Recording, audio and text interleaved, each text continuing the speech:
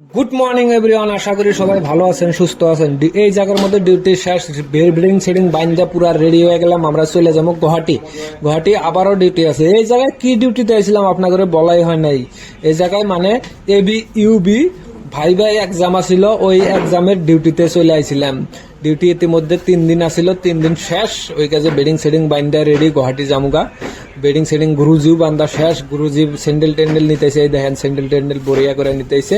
গুরুজির ব্যাগের ছোট পকেট আছে না একটা, ওই পকেটে ঢুকাইতেছে, যাইতে জুইতে ঢুকাইতেছে। ঢুকবো না তাও যাইতে ঢুকাইবো। গুরুজি আমার না খাপের আছে, অল্প মানে ফাইডা গেলে যাবো।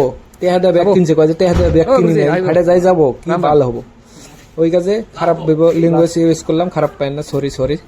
এবার যে গাড়ি ওই পাশে লাগানো আছে, গাড়িতে চলে যাবো। এই যে গাড়ি লাগানো আছে এই জায়গায়, কি গুরুজি চাহের বেডিং গাড়িতে তুলবো এখন। ওই যে বরিয়া করে গাড়ি দুইটা প্লেস করা আছে, দুইটা গাড়ি। তার মানে আমরা ছিলাম মোটামুটি 6 জন 7 জন 8 জন মানুষ আসছিলাম দুইটা গাড়ি। একটা গাড়িতে 8 জন মানুষ আহা সম্ভব না, লং রাস্তা। আমরা এই মিনি গ্যাসটা দেখতেছেন যে এই মিনি গ্যাসটাও আমাদের দরকার, কারণ মানে কোনো জায়গায় ডিউটি পরে ওই জায়গায় হোটেল ছোটেল কিচ্ছু থাকে না। ওই কাজে মিনি গ্যাসটাই আমরা নিজেরা বানা খাই। ওই হিসাবে মিনি গ্যাসটা নিয়ে আমরা সব জায়গায় চলি। গুরুজি আগে গেতাইছে, আমি পাশে বললাম যে গুরুজি আগে যাও।